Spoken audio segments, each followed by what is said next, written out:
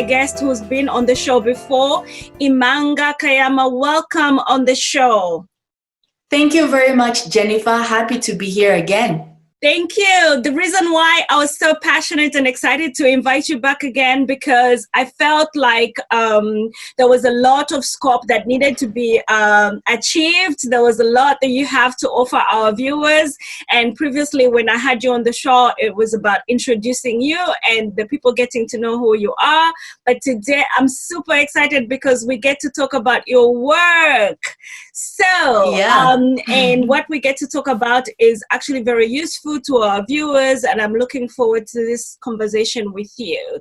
So let's talk about it. So pre-show, we talked about the fact that marketing is not really appreciated by the everyday Joe, and because people, especially small businesses, are quite risk aversive towards marketing, and or they don't have an existing budget.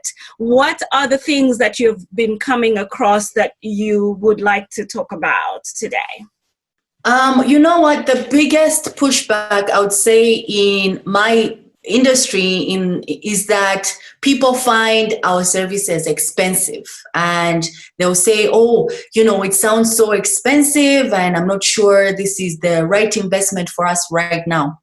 However, when we talk about our target market, we are talking about companies that are frustrated. They've spent so much money on building their online presence, but seeing little to no results. So we go in and we say, look, enough. You're just throwing money at a problem that will never change. Let's help you to realign your priorities so that they can generate the revenue that you desire and help your company become profitable. Because this is a new way of thinking and a new way of operating, it's very risky, because as a business owner or CEO that hasn't yet been exposed to a growth agency, and a growth agency dabbles in marketing and sales, it's got a foot in both functions. It takes somebody who is adventurous and willing to take the risk and say, you know what, I think it's time to try something new and do something differently by investing in a growth mindset and hiring a company such as Manic Creatives. So that's what we're experiencing at the moment. Right. So let me stop you right there. That's a very good point. So it's about having a growth mindset and investing in a company that will help them get that trajectory that they need to get.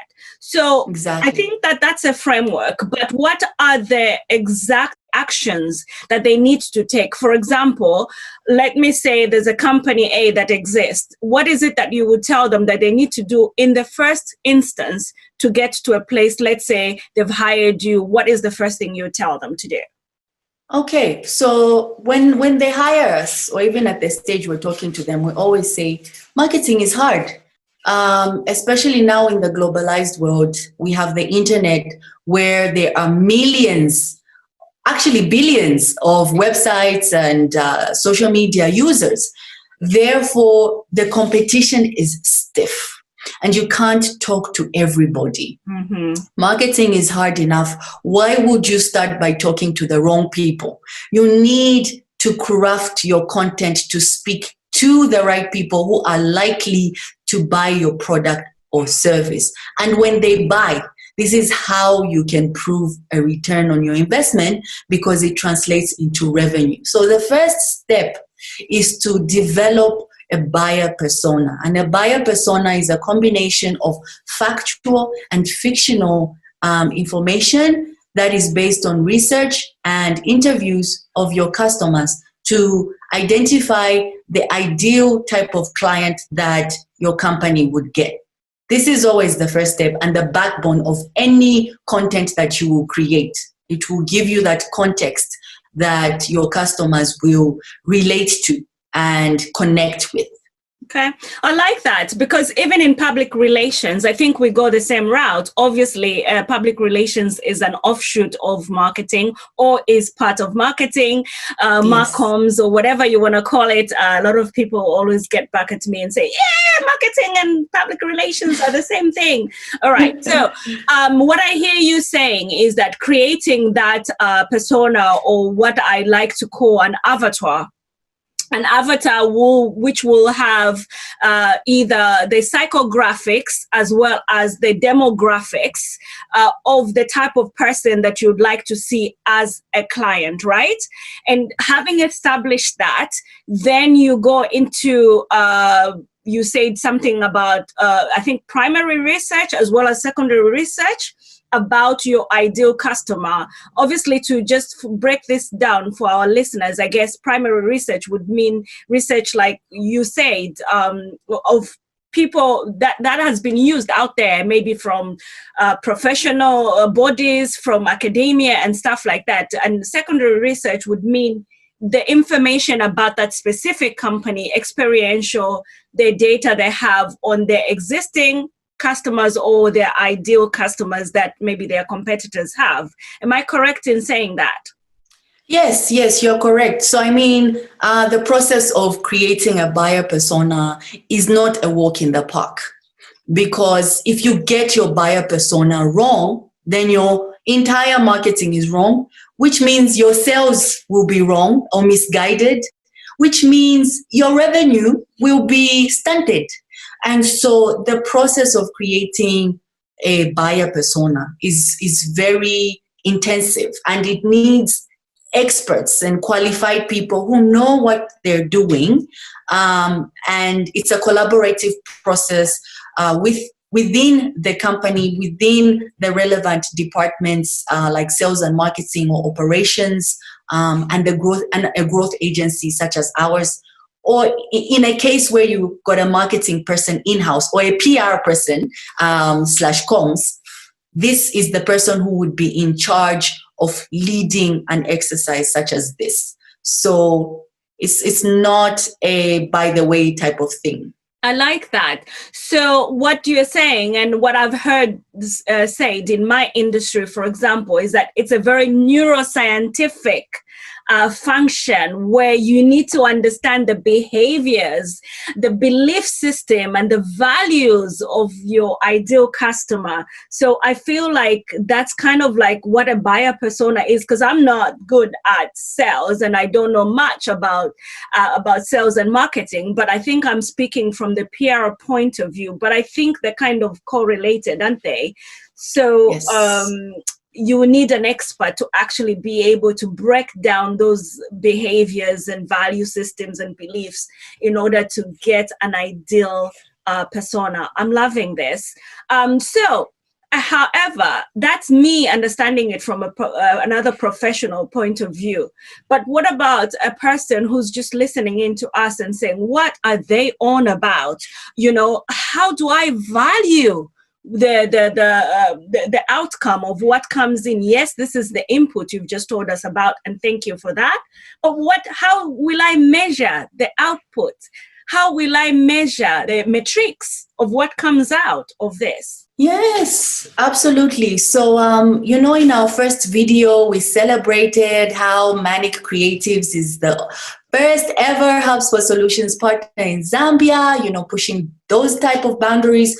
So the reason why we have become a Hubspot Solutions partner is to answer your question. We help our clients to have the visibility of measuring these metrics, to see in action how doing these steps, such as creating a buyer persona, developing the right type of message, and then deploying it out on the relevant and appropriate platforms, can translate into sales. The best way to do this is through a customer relationship management software, or a CRM.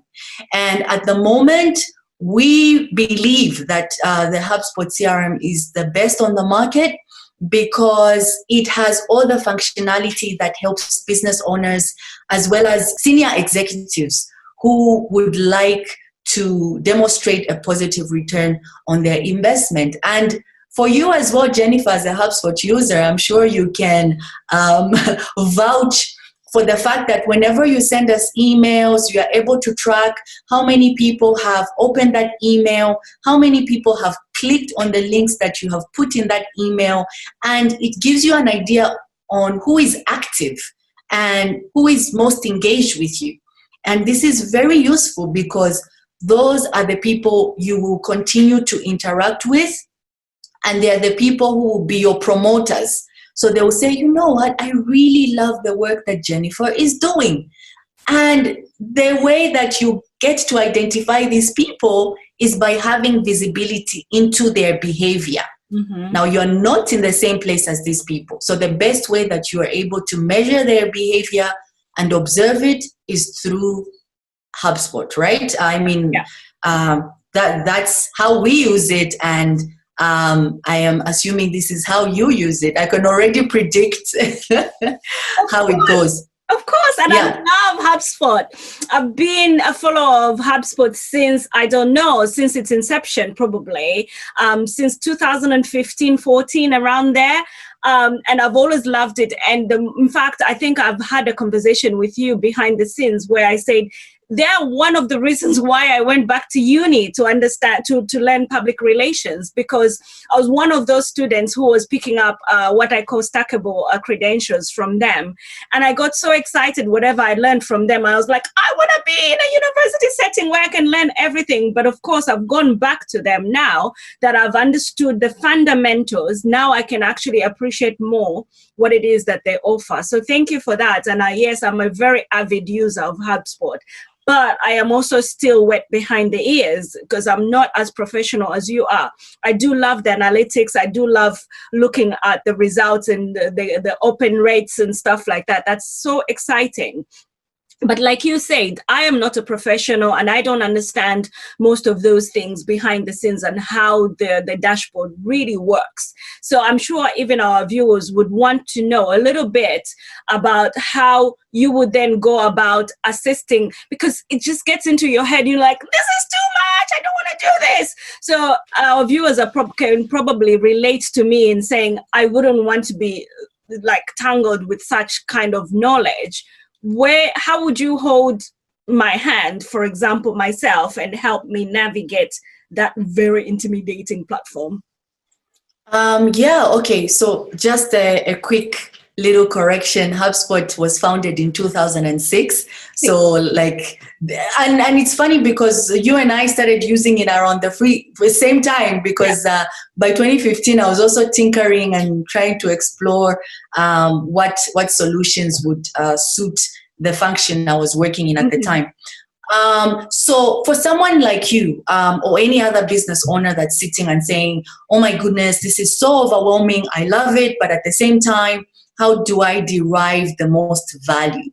That's where we come in as a solutions partner, because we realize that at the end of the day, what you care about is developing a customer base, growing your customer base, and being able to ensure that your business model is sustainable. The technical aspect of it, of creating your contact records, setting the right properties, developing the custom fields, that's what we would worry about. And then we work with you, we collaborate with you and ask you, what is your measurement of success? What would count as success for you in the next 30 days, 90 days, and the next 1 year? And based on your objectives, we feed this into HubSpot. So we know we have the expertise because we invest hundreds of hours into learning, and acquiring all these certifications. And we're, constantly practicing with HubSpot day in, day out. We know exactly how to translate your objectives into the technical behind the scenes of the CRM to generate the results that you're looking for. And at the end of the day, able to prove that ROI. And then we guide you at every step of the way to say, look, I've received a question from prospects before who've said, so what if I generate 500 leads? What does that do for me? It doesn't do anything. But we say, look, the journey doesn't end at generating the leads. Inbound methodology is a cyclical journey. meaning that as the customer advances through their buyer's journey, you have to also constantly create relevant content for them to encourage them to move from awareness stage to consideration stage and eventually decision stage, where they become your customers, then they become your promoters, and then you know what, they become your repeat customers. But that involves looking at it from a holistic point of view in a human and helpful way. That's the inbound methodology. I hear what you're saying, and most of our viewers will probably relate to this. So yeah, and I, from experience, I've been told that the customer decision journey has changed now. So it's no longer from top, right, left, bottom type of system. It's more a straight line. It's more about having that experience. It's more experiential, but it's also about that customer feeling like they're part of the brand value, feeling like they can have a direct line to you.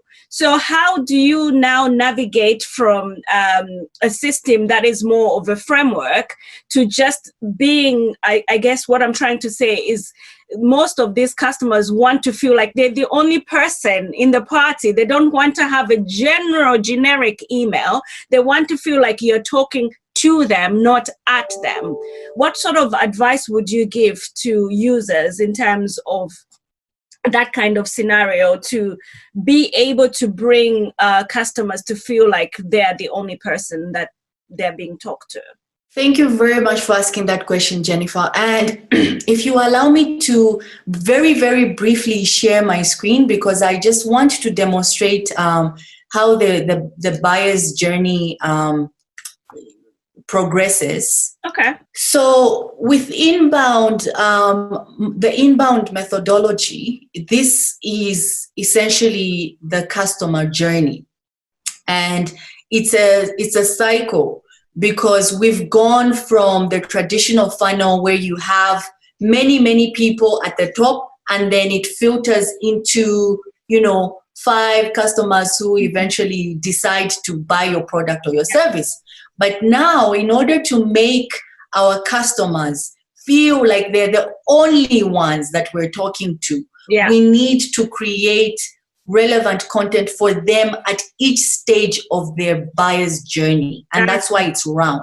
Right. So when they're coming in as strangers, we are attracting them with the right content. Mm-hmm. When they are in the consideration stage, they're not sure whether to make the decision, they're shopping around with our competitors, this is where we engage them. We engage them with educative content that says, hey, this is how our service will help you. We don't want to sell anything to you, but we just want to show you the type of solutions that will resolve your problems. And then it gets the customer thinking, you know what, these people care about me. They don't want to sell me something, but they want me to solve my problem. Exactly. And that's where the engagement is very necessary. And you do it very well with Spotlight Easing, because when you send those emails, they come in and they say, Imanga, this is time to take action. And I'm like, oh, you know what? This is all about me. She wrote this email for me. Mm-hmm. So it gives that special. It makes the customer feel special if you are creating content that is relevant to their buyer's journey. Now, after they have decided to buy something from you as a customer, you need to delight them so that they become promoters of your product or service, or even your company. They become your ambassadors. Mm-hmm. And this is translated into word of mouth leads. As we all know psychologically, when we're happy about something, we never keep it a secret, but we tell the next person about just how happy or how appreciated you felt when, Jennifer sent me that email. Oh my goodness, this woman, she's just all about me. Meanwhile, you're doing that to 15 other women. But the way that you're sending out this communication makes me feel special. And so it's very, very important. And guess what? When you introduce a new service at some point, you're going to want to attract me to that service. So you're going to send me content that is different from the one that I really liked. You're going to say, Imanga, we have grown and we have introduced XXX. Would you, find it useful if we engage in this new way? So already you have recognized that I have gone from the delight phase and I need to be attracted to this new solution that you're offering. And it's a continuous journey, because at each stage, if you drop the ball, you risk your customer running to their social media pages and giving you a bad review. Yeah. And that's the first thing that people default to when they are doing in digital marketing, is that instead of coming directly to you and saying, Jennifer, you know what, I didn't like ABCD, they would rather go on their status or on their timeline and say, oh my goodness, company Y is so terrible, their customer service is the worst, and don't go to them. And that's what sticks. So it's very, very important to be aware of the customer journey. Thank you for that. And that's really true, because that comes into play. That's where PR comes into play. Now we need to talk about reputation management. Now they're getting a bad rep and their reviews are dropping. Instead of having 5 stars, they're getting 3 stars. And then, I need to call a publicist. Here comes in Jennifer and we fix everything. We're the fixers. But hopefully we don't need to get to the fixing aspect of things, where, if you can avoid getting to that level with your clients, then do what Imanga says from the day one, so that you can avoid those pitfalls. That's been very, very insightful tips, Imanga. Thank you so much for that. So to just wrap this up, what would be the final word that you would say to any prospective clients that are looking to use Hubspot as a CRM, and also looking to use any other of your services, as maybe they're new into the idea of marketing? What would you say, the one thing, your elevator pitch to them? If you want to grow, and if you want to grow better and more holistically, then use a CRM, use HubSpot, and use experts like us who have invested hundreds of hours into learning exactly how you can get a positive return on your investment, to help you set it up and to help you get the most value out of this. You're tired, you're frustrated of not getting results from your online presence. It's time to do things differently, and give us a call. Now, the beauty about HubSpot is it's free. So you can already sign up, and we are happy to provide advisory services. We are happy to run a workshop with your company, with yourself, and show you the ropes of how to maximize CRM and how to maximize HubSpot. So that's the pitch. And so one last thing, also, because I've noticed people tend to think, marketing, it's only applicable to people with a marketing department. Absolutely not. It doesn't matter who you are, how you work, which department. Even social enterprises need to communicate the impact that they're making in their communities and in the world. Non-governmental organizations, government agencies, agriculture, mining, food processing, technology, all of these industries need to do marketing, need to grow their customer bases, need to engage with those customer bases, and need to demonstrate growth. Otherwise, you are just sinking money in a place that you don't know what the results are. So it's time to use CRM to help you get the most out of your communication and track that to get a bigger budget for your initiatives. Thank you so much for that, Imanga. There's still a lot of ground to be covered on this subject. I don't think that we can end here. But so one thing, just to answer to what you've just said, I like the idea that you were talking about social business enterprises and NGOs, because for them, they would look at marketing and looking at customers. That's not the language they use. So I just wanted to clarify that this can be used to communicate with your stakeholders, your well-wishers, as well as anybody else, whether even donors, whether or not you consider them as customers or clients. And investors, huh? Yeah, whatever terminology you use, it's applicable to that. So that's really good for them to understand that. But also, I like the idea of engaging with prospects or engaging with stakeholders and having that open line of communication with them at different stages. That is very useful insight, and people really need to know that. And finally, before I let you go, also, I just wanted to just thank you so much, because this is what I'm talking about, thought leadership. Thought leadership comes from people like yourself who have expertise and are expert in what they do and are passionate about what they do and are willing to share tips and tricks of their trade. That makes you really to go to expert in my book. So I really appreciate for all the time that you've had spent with us in this episode today, and I really appreciate you and thank you so much. Well, thank you for always calling on me, Jennifer. And I love our chats. I enjoy it. And the thing that I respect the most is your professionalism. So us having to talk about the work and the challenges, successes, and how we can help people listening to this call right now, because it's very important that people get to know what's happening and how they can move from one level to the next. And especially now during COVID-19, everybody is just impacted in such a shocking way that we need to come together and speak about the solutions and just not sit on, the tips or the tricks that we've got up our sleeves. It's time to share them with the rest of the world. Absolutely. I love that. I love that so much.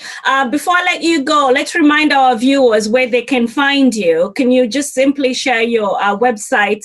That way it's in the front of their minds, please. Absolutely.